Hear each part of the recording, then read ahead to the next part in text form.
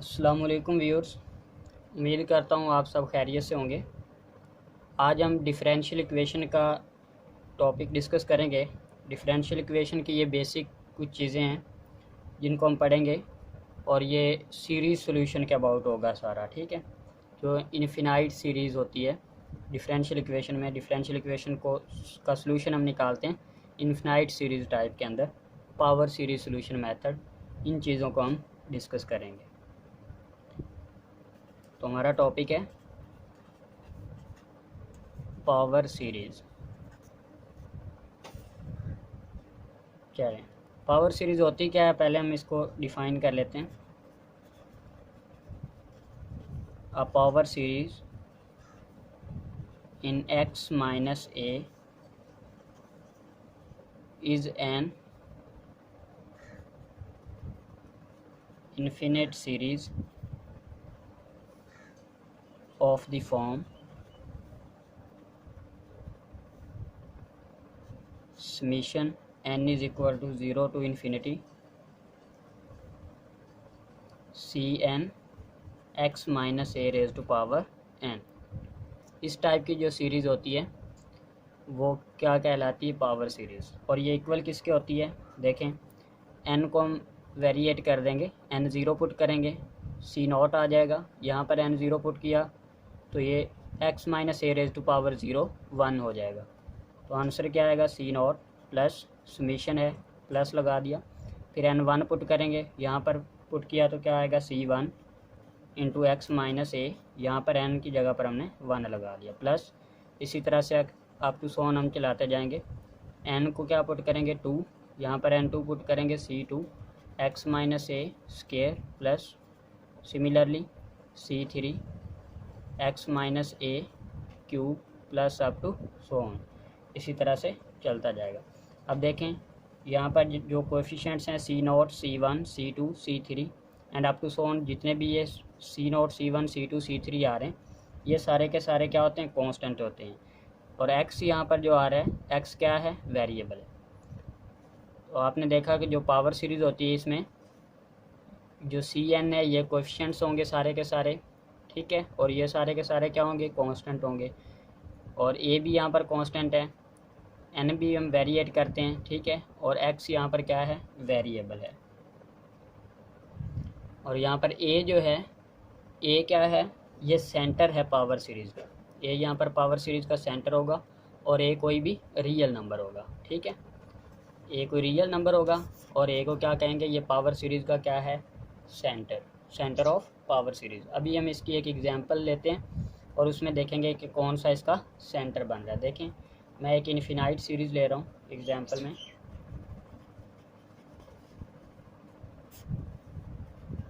The infinite series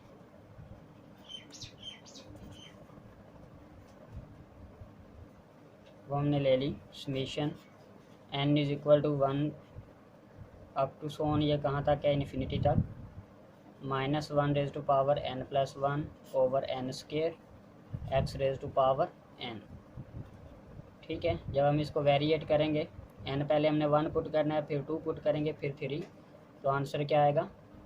x minus x square over 2 square plus x cube over 3 square and minus up to so, ठीक है। इस तरह से ये चलता जाएगा। ये एक पावर सीरीज़ है x में, ठीक है। x आ रहा है यहाँ पर और n को हमने वेरिएट किया है। तो ये ऐसी पावर सीरीज़ है जिसका सेंटर क्या है? 0 है। देखें, हम इससे कंपेयर करेंगे। यहाँ पर जो cn है वो हमारे पास ये चीज़ आ रही है, minus 1 raise to power n plus 1 over n square. आगे क्या है? x minus a raise to power n। यहाँ पर सिंपल x आ रहा है, मीन इसी को हम लिख सकते हैं इस तरह से, x minus 0 raise to power n, ठीक है, इस चीज़ को।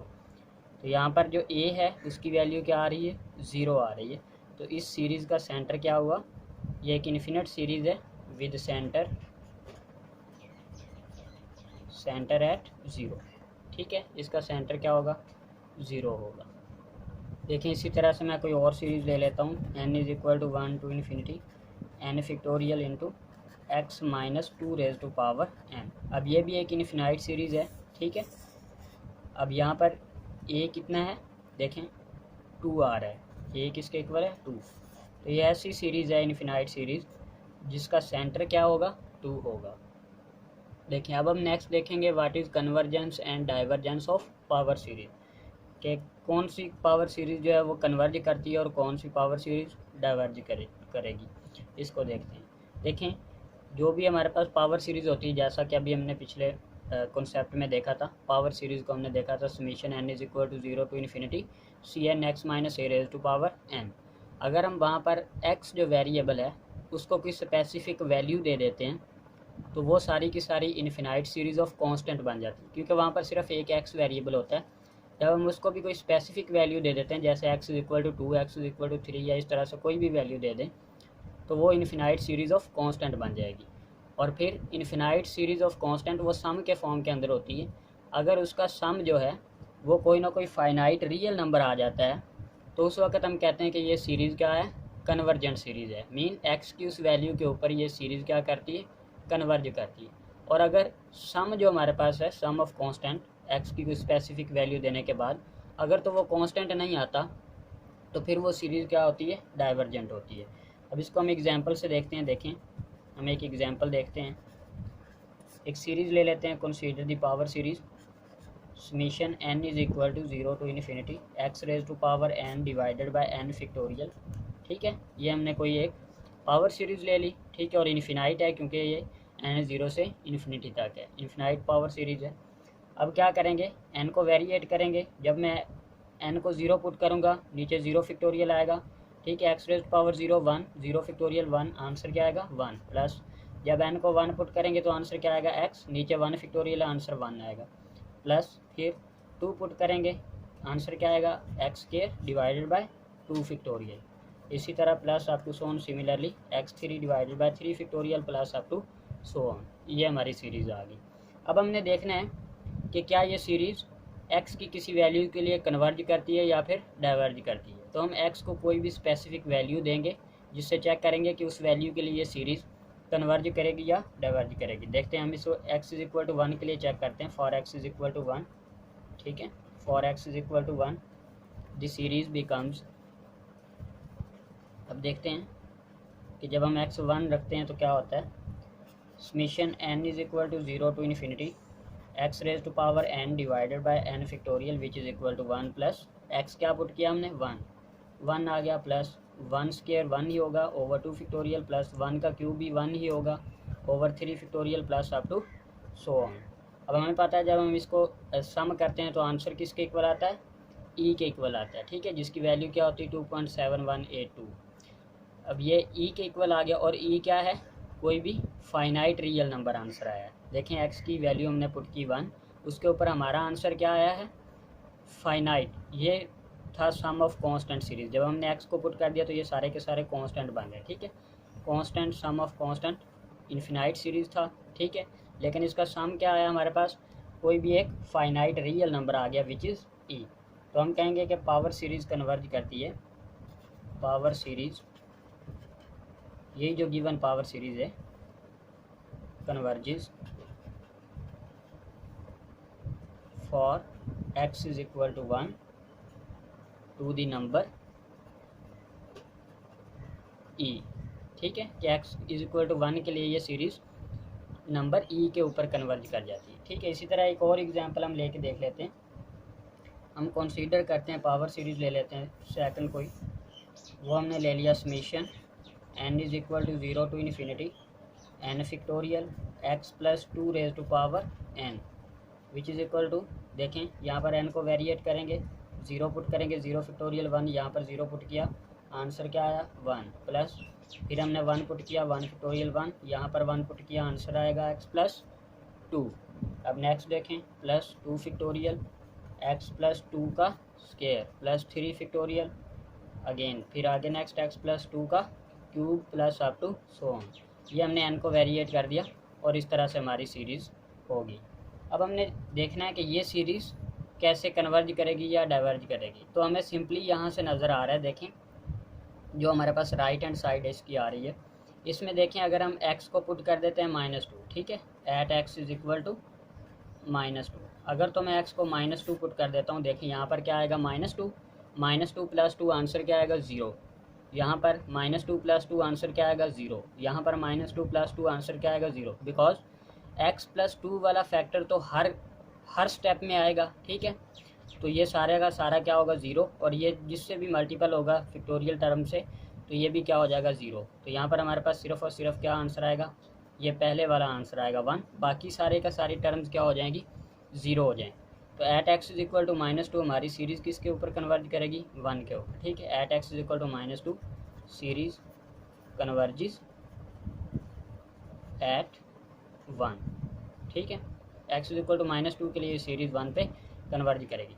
बाकी x = -2 के अलावा जितनी भी हम वैल्यूज़ ले लेते हैं रियल नंबर, उनके ऊपर ये वैल्यू ये सीरीज़ क्या करेगी, डाइवर्ज करेगी। क्योंकि देखें x की वैल्यू अगर मैं यहाँ पर 1 ले लेता हूँ, देखें अगर मैं 1 लेता हूँ आंसर क्या आएगा 1 प्लस, यहाँ पर 1 + 2 हो जाएगा।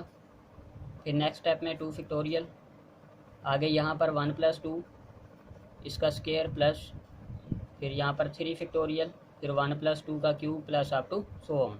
तो देखें 1 प्लस ये 3 हो गया, प्लस 2 + 1 3 का स्क्वायर 9 हो गया, फिर 9 × 2 18 plus up to so on. तो देखें अब ये सम में ऐड हो रही हैं, काफ़ी सारे नंबर्स ऐड हो रहे हैं।